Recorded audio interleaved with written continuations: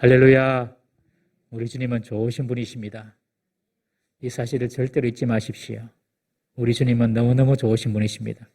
우리의 죄로 허물로 죽을 수밖에 없는 우리들, 영원한 지옥 형벌을 받을 수밖에 없는 우리들을 위하여서 독생자 예수 그리스도를 십자가에 대신 내어주시고 그 예수 이름 붙잡는 자들에게 구원의 길을 열어주시고 하나님의 천국 백성으로 삼아주시는 이 놀라운 은혜를 베풀어 주신 분이 바로 우리 주님이십니다. 어떠한 상황 가운데서도 여러분 눈에 보이는 현실이나 조건 이것들에 마음을 뺏기지 마시고 우리 주님은 좋으신 분이시다. 이 믿음으로 살아가는 우리 성도 되시기를 주의 이름으로 축원합니다. 우리 거리두기로 좀 떨어져 있지만 이렇게 서로 한번 좌우를 둘러보시면서 주님은 당신에게 좋은 일을 준비하십니다. 인사하십시다. 시작. 주님은 당신에게 좋은 일을 준비하십니다. 우리가 계속 지금 창세기를 보고 있습니다. 야곱은 형 에서의 살해 위협을 피해서 외삼촌 라반의 집에 왔습니다. 그런데 본가에서 자기를 바로 데리러 올 줄 알았는데 시간이 흐르고 한 달이 지나고 두 달이 지나고 막 이렇게 시간이 흐르게 됩니다. 야곱은 그 외삼촌 집에서 결혼까지 하게 됩니다. 야곱이 원했던 사람은 외삼촌의 둘째 딸 라헬이었는데 외삼촌의 속임수로 인해 가지고 그 지역에는 큰 딸을 먼저 시집 보내야 된다 이런 전통을 내세우면서 야곱을 속이고 레아와 그리고 라헬 이 두 사람 다 야곱의 부인이 됩니다. 그래서 야곱은 14년간 무보수로 외삼촌 집에서 일을 하게 됩니다. 이 두 딸은 언니 레아와 동생 라헬은 서로 야곱이 자기 남편이라고 생각하고 자매 간의 혈투가 시작이 되죠. 그 혈투의 승리자는 자녀를 많이 얻는 사람이 유리합니다. 고대에는 사람의 수로 가세가 정해졌지 않습니까? 고대에는 노동 중심의 사회였기 때문에 아들이 많은 것이 그것이 곧바로 부의 창출의 방법이었고 또 집안에 아들이 많으면 위기 시에는 그 가족을 지키는 어떤 군사력의 그런 어떤 역할도 했던 것입니다. 그래서 다산하는 여인이 최고의 대접을 받았고 남편으로부터도 인정을 받았던 것입니다. 반면 불임은 하나님이 내리신 징계로 이해가 되어서 여인에게는 최대의 수치로 여겨졌던 것입니다. 언니 레아가 4명의 아들을 연거푸 낳으니 동생 라헬의 마음이 어떻겠습니까? 남편 야곱은 자신을 사랑한다고 믿고 있지만 실제적으로 가문의 명맥은 레아의 아들들을 통해서 계승될 것이 뻔해 보입니다. 어찌 보면 라헬 자신은 허수아비와 같은 사람으로 그렇게 남겨질 수도 있었던 것입니다. 그래서 라헬은 너무 극도로 불안하고 언니에 대한 시기심이 극에 달했다. 그렇게 말합니다. 1절에 보시면 언니를 시기하여 그런 표현이 나오죠. 이 시기한다 이 말은 히브리어로 카나라는 말인데 이 말은 붉다라는 뜻입니다. 사람의 얼굴빛이 마치 성난 사람처럼 붉게 물드는 현상을 묘사하는 것입니다. 시기해가지고 사람을 얼마나 시기했든지 시기해서 그 사람에 대해서 성난 것처럼 얼굴이 붉어지는 그런 모습 그것이 이 시기하여라는 말의 원래 의미인 것입니다. 라헬은 얼굴빛이 붉게 변할 정도로 언니 레아를 시기하고 미워했던 것입니다. 시기심, 질투는요 천사도 악마로 만들 수 있고 하나님의 아들도 죄인으로 만들 수 있는 치명적인 독입니다. 천사장 루시퍼도 잘 아시는 대로 하나님이 가장 높은 곳에 계시니 그 가장 높은 하나님의 자리를 내가 올라가겠다. 그래서 하나님처럼 높아지려고 했지 않습니까? 이 천사장 루시퍼가. 그래서 하늘로부터 쫓겨났어요. 그것이 바로 사탄입니다. 천사도 시기하면 마귀가 될 수 있는 것입니다. 예수님을 못 박아 죽인 당시 유대 지도자들 보십시오. 군중들이 예수님의 말씀만 들으려고 하고 자신들의 권위와 자신들의 말씀을 더 이상 들으려고 하지 않기 때문에 당시 유대 지도자들이 시기심으로 죄목을 만들어가지고 예수님을 십자가에 못 박아 죽인 것입니다. 마귀는 시기 질투가 많은 사람을 참 좋아합니다. 아주 요리하기 쉬운 음식입니다. 마귀가 볼 때에는. 사울 왕을 보십시오. 사울 왕이 다윗이 골리앗을 죽이고 나니까 그 여인들이 다윗을 향하여서, 골리앗을 쳐 죽인 다윗을 향하여서 다윗은 만만이요, 사울은 천천이다, 이런 노래를 부르니까 이 사울 왕이 그때부터 다윗을 주목하여서 보았다는 거예요. 우리 사무엘상 18장 8절 9절 말씀 한번 읽어보겠습니다. 시작. 사울이 그 말에 불쾌하여 심히 노하여 이르되 다윗에게는 만만을 돌리고 내게는 천천만 돌리니 그가 더 얻을 것이 나라 말고 무엇이냐 하고 그날 후로 사울이 다윗을 주목하였더라. 다 그날 이후로 시기심이 발동이 된 것이죠. 여러분, 시기 질투심이 많은 사람은 마귀가 잘 이용합니다. 시기 질투심이 있으면 안 됩니다, 여러분. 라헬의 마음속에 이렇게 시기심이 불타오른 이유가 무엇입니까? 제가 쭉 말씀을 보면서 좀 몇 가지 찾아봤어요. 첫 번째는 라헬 마음속에 열등감이 있었습니다. 열등감. 언니에 대한 열등감. 언니 레아에 대한 열등감. 자기는 동생이고 언니는 언니고 레아는 언니고, 그러니 집에서도 보통 허드렛 일을 언니가 잘 안 하고 동생이 다 하잖아요. 이 라헬은 아버지 양을 칠 때에도 언니가 양 친 것이 아니라 자기가 아버지 양을 쳤어요. 보면 막내, 동생들한테 그런 허드렛 일을 말 시키지 않습니까? 우리가 보면 다윗도 사무엘이 이새의 집에 와서 왕을 세울 때에 자기는 말째 8번째 아들이니까 자기 혼자 광야에서 양을 치고 다른 형들은 전부 다 집으로 와서 사무엘을 만나지 않습니까? 그러니까 동생이니까 동생으로서 오는 그런 어떤 언니에 대한 열등감이 있었던 것 같아요. 특별히 라헬은 자신이 동생이라는 이유로 야곱의 첫째 부인이 되지 못하고 법적으로 첫째 부인 자리를 언니 레아에게 뺏겨버리지 않습니까?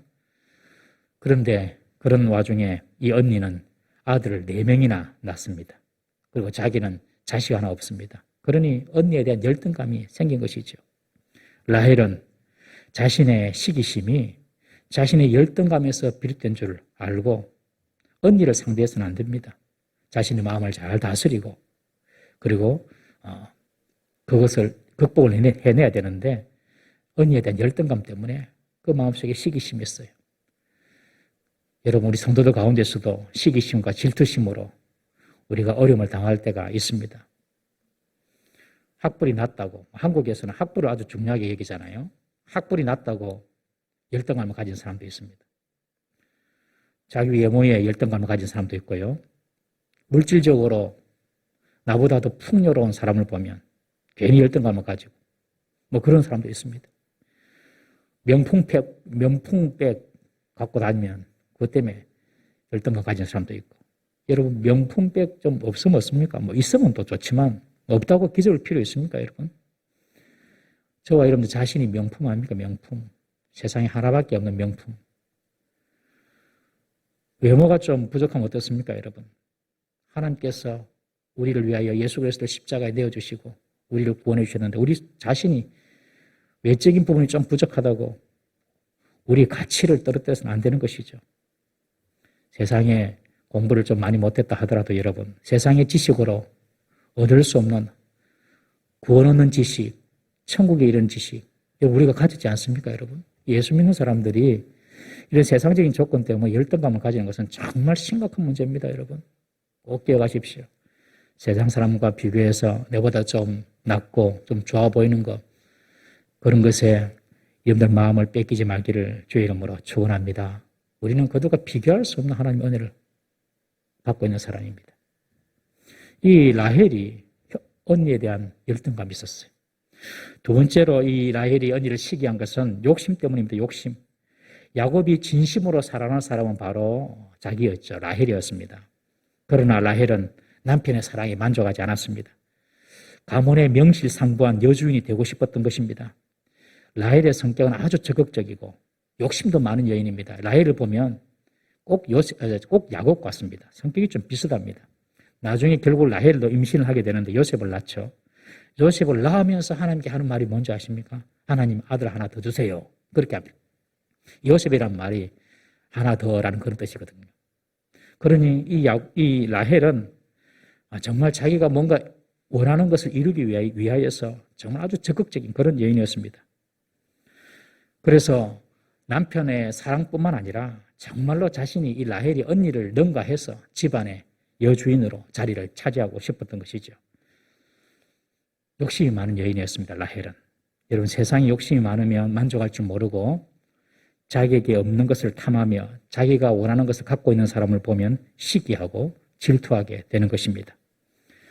야곱의 사랑에 만족하지 못하고 자녀의 경쟁에서 이 라헬은 이기기를 원했던 것입니다. 세상의 욕심을 딱 내려놓으면 시기심도 이길 수가 있습니다.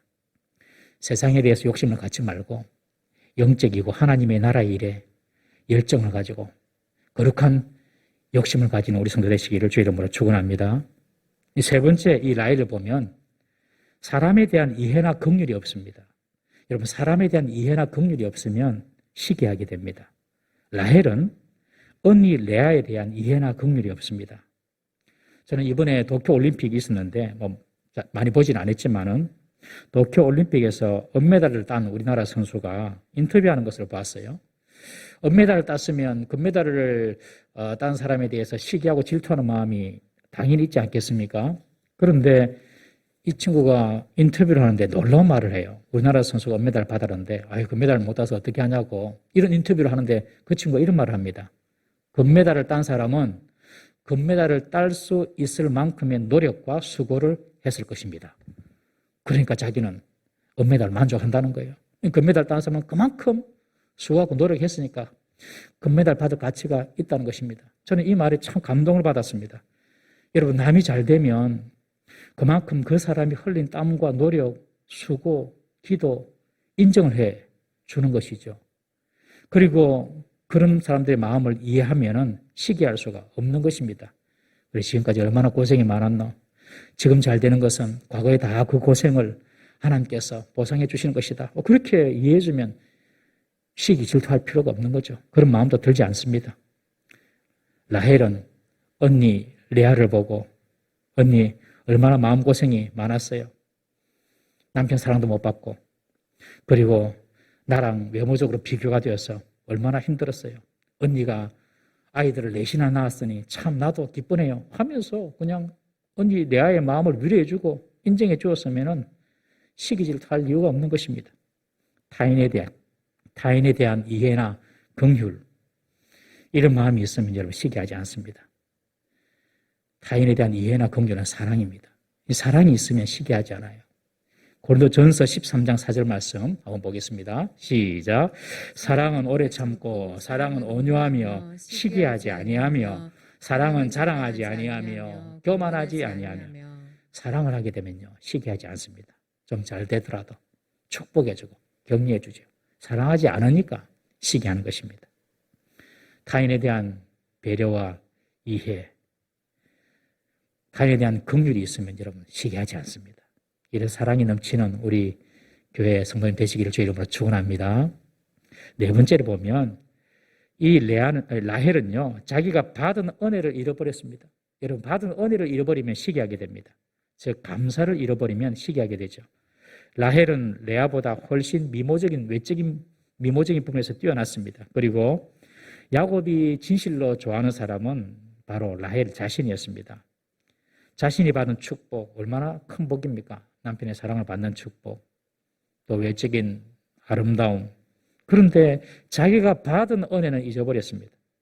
감사를 잊어버렸습니다. 그러니 남에게 있는 것만 다 좋아 보이고 시기하고 질투하는 것입니다. 여러분, 내게 없는 것이 남이 가지고 있다고 그것이 그 사람이 행복하고 잘되다고 생각할 필요 없어요. 하나님께서 내게 주신 은혜가 있는 것입니다. 하나님께서 내게 주신 은혜를 우리가 볼 수 있고 그것에 감사한다면 우리는 시기심을 이길 수가 있는 것입니다. 이렇듯 시기 질투의 노예가 되어버린 라헬은요 급기야 야곱을 찾아갑니다. 남편을 찾아가서 뭐라고 합니까? 자신의 시기심의 분을 다 쏟아 놓으면서 나로 자식을 갖게 하지 아니하면 내가 죽어버리겠다. 그런 이야기를 합니다. 남편에게. 나로 자식을 갖게 해라.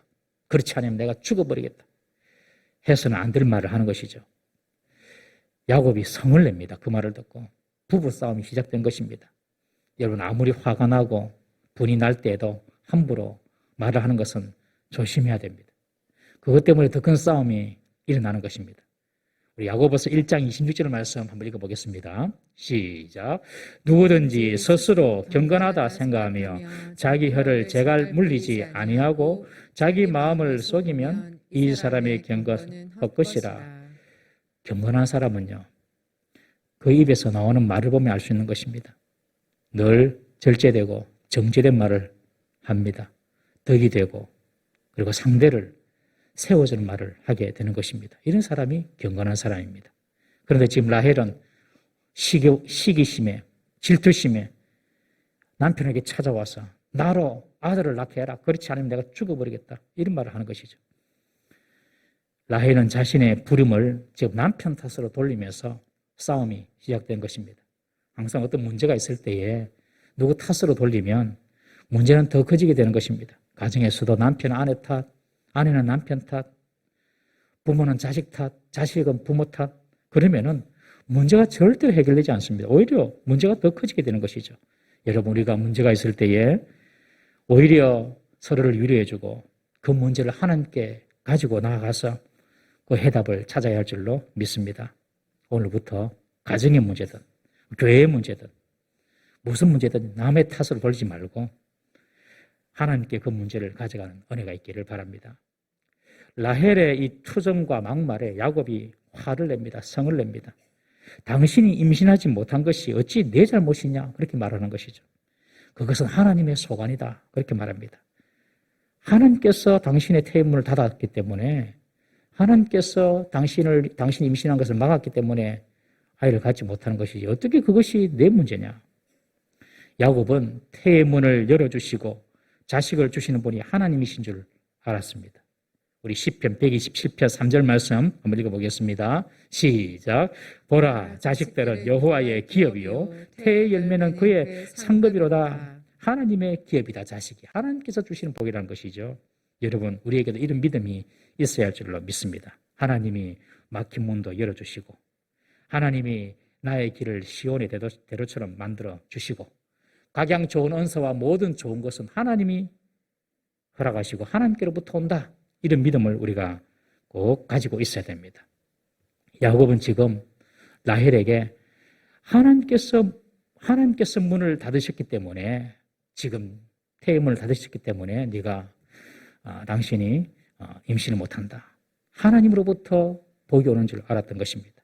여러분, 모든 좋은 은사와 모든 좋은 복은요 하나님께로부터 온다 사실을 꼭 믿으십시오. 이거 하나만 꼭 잡고 계십시오, 여러분. 그러면 하나님을 놓치지 않습니다, 여러분. 그러나 라헬은 하나님을 찾을 줄 모릅니다. 라헬의 머릿속에는 하나님이 없습니다. 남편 탓이나 하죠. 그러면서 죽어버리겠다. 이런 막말을 하는 것입니다. 그 죽을 힘으로 하나님께 구해보았다면 얼마나 좋겠습니까? 조영기 목사님께서 소선하셨는데 그분이 여의도 성복음교회 세계에서 제일 큰 교회죠. 그 교회를 지을 때에 돈이 없어서 빚쟁이들에게 막 쫓기고 다니고 있었답니다. 그래서 철골만 이렇게 세워놓고 이제 짓고 있는 그 건물에 목사님이 들어가셔서 교회 밑을 이렇게 쳐다보면서 야, 내가 그냥 이 교회에서 떨어져 죽어버릴까? 이런 생각도 했대요. 목사님 얼마나 힘들었던지. 그리고 그 철골을 붙잡고 기도를 하는데 마음속에 들리는 생각이 네가 죽을 마음이 있거든. 그 죽을 용기로 힘을 다해서 한번 일어나 봐라. 이런 마음의 음성이 그에게 들렸대요. 그래서 죽으려고 하지 말고 그 죽을 용기로 힘을 다해서 한번 일어나 보자. 그렇게 본인이 이제 결심을 했습니다. 그런데 그 목사님이 이제 철구를 붙잡고 기도하는 그 모습을 그 교회에 아주 나이 드신 할머니 성도님이 보셨어요. 어느 날 예배를 다 마치는데 그 성도님이 그 할머니 성도님이 앞에 쭉 또박또박 걸어 나와서 하시는 말씀이 목사님 저 마이크 잡고 말 한마디 해도 되겠습니까? 목사님이 짧게 하시라고. 그분이 하시는 말씀이 그 할머니가 하시는 말씀이 내가 가진 것은 놋그릇과 놋수저가 전부 재산인데 내가 가진 놋그릇 놋수저 이거 내가 건축헌금으로 드리겠습니다. 내일 내가 당장에 먹을 숟가락도 없습니다.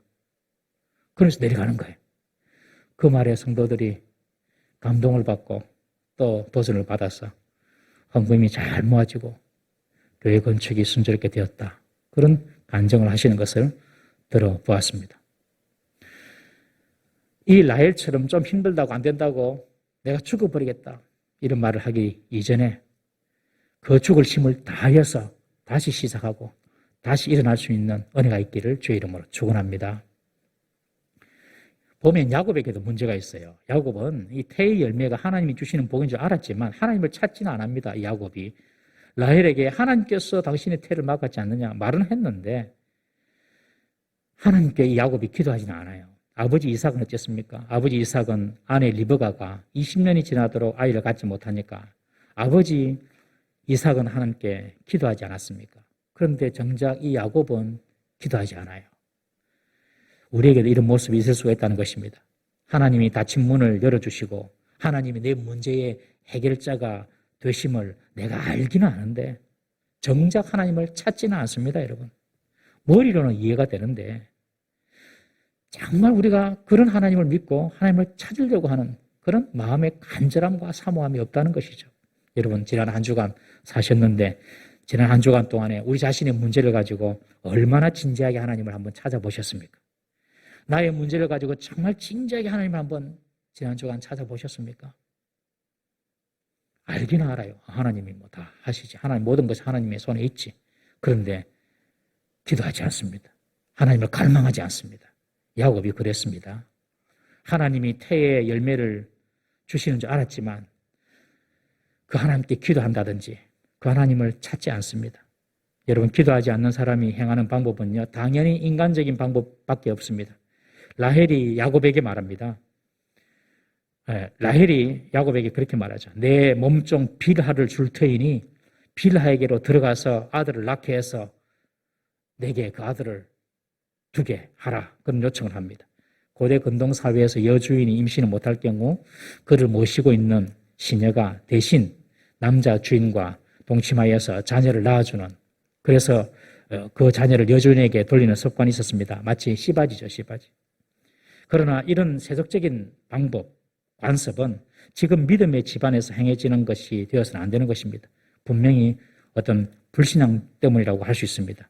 아브라함 때 기다리지 못하고 사라의 몸종 하갈을 통해 에스를 낳았듯이 하나님의 뜻을 인내함으로써 기다리면서 하나님의 뜻을 바라봐야 되는데 조급하게 인간의 계획대로 일을 처리하고 하고자 한 것입니다. 우리가 기도하지 아니하면 이렇게 조급하게 됩니다. 기도하면 인내하게 되고 기도하지 아니하면 조급하게 돼요. 야곱은 라헬에게 오히려 이렇게 말해야죠. 여보, 하나님께 더 기도해보자. 우리가 하나님께 기도해보자. 그리고 기다려보자. 인내해보자. 그렇게 권면했어야 했는데 득달같이 달려드는 그 라헬의 요구에 거부하지 못하고 응하고 맙니다. 야곱과 동침한 여종 빌하가 잉태하여서 아들을 낳는데 라헬은 하나님이 내 억울함을 풀어주셨다, 이런 뜻으로 단이라고 이름을 짓습니다. 이 단이란 말은 판단하다, 판결하다는 뜻이거든요. 처음에는 남편 야곱이 나를 사랑했는데 레아가 네 명의 아들을 낳으니 야곱이 이제 레아를 사랑하게 되었다. 그것은 나에게 아주 억울한 일이다. 그렇게 말하는 것입니다. 그런데 이제 단을 낳았으니 그 억울함이 풀렸다라는 그런 뜻입니다. 그리고 다시 빌하를 통하여서 둘째 아들을 낳게 되는데 납달리라고 합니다. 납달리란 말의 뜻은 싸움, 경쟁이라는 뜻입니다. 언니와의 경쟁에서 이겼다는 것이죠. 비록 언니 레아가 4명의 아들을 직접 낳았고 자신은 시녀를 통해서 2명의 아들을 낳았지만 이제 남편 야곱의 사랑을 가져오기는 이것으로 충분하다는 것입니다. 그래서 언니와의 경쟁에서 내가 이겼다라는 뜻으로 납달리라고 이름을 지은 것입니다. 라헬은 가정에서 자신의 자리를 지키기 위해서 아들을 경쟁적으로 낳기 시작한 것입니다. 이것은 언니 레아도 별반 다르지 않습니다. 다음 주에는 언니 레아의 반격이 시작됩니다. 인간의 이기적인 욕망 속에서 경쟁하는 삶이 이들에게 지금 나타나고 있는 것입니다. 수단과 방법을 가리지 않고 남편의 인정을 받고 자신이 정실 부인의 자리를 지키려고 하는 것입니다. 라헬이 그 몸종 비라를 통해서 아들 둘을 놓고 납달리라고 지음으로 경쟁에서 내가 이겼다라고 말을 했지만 사실 레아와 라헬의 경쟁에서 이긴 사람은 레아입니다.